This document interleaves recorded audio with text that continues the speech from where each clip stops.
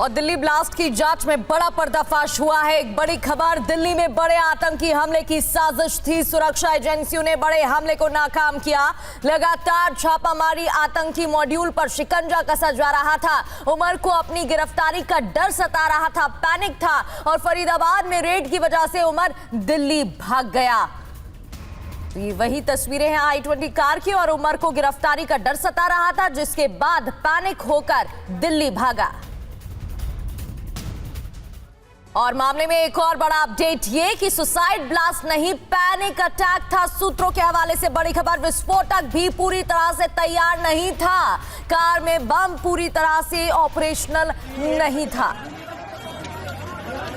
तो हड़बड़ी में ये ब्लास्ट हुआ, पैनिक अटैक था। सूत्रों के हवाले से ये खबर सुसाइड ब्लास्ट नहीं बल्कि पैनिक अटैक था, क्योंकि जिस तरीके से स्लोली मूविंग कार में ब्लास्ट हुआ, कई सवाल खड़े हो रहे थे कि इस तरीके से ब्लास्ट क्यों किया गया।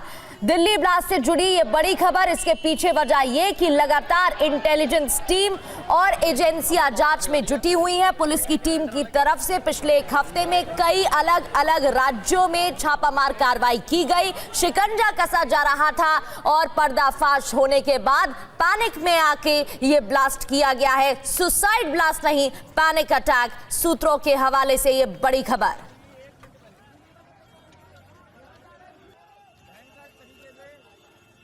और ये दो बड़ी खबर टीवी स्क्रीन पर, लगातार रेड की वजह से उमर दिल्ली भागा। पुनीत शर्मा हमारे संवाददाता हमें ज्वाइन कर चुके हैं।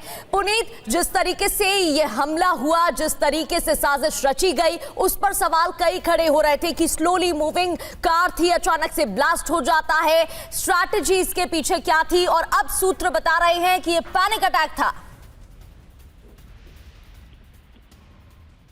जी बिल्कुल, देखिए लगातार इन्वेस्टिगेशन जारी है और अभी यही सवाल एजेंसियों के सामने है कि किस तरीके से इस प्लानिंग को अंजाम दिया गया है।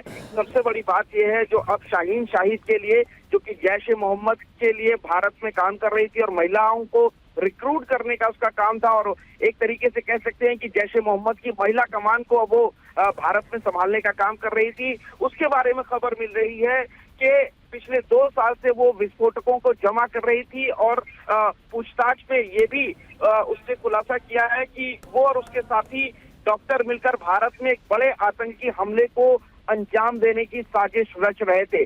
गनीमत इस बात की है कि सोमवार को 2900 किलो विस्फोटक फरीदाबाद से बरामद हो गया, लेकिन जो बिल्कुल पुनीत, ये बड़ी साजिश क्या थी, इस साजिश के पीछे क्या प्लान था, इस पर बात करेंगे।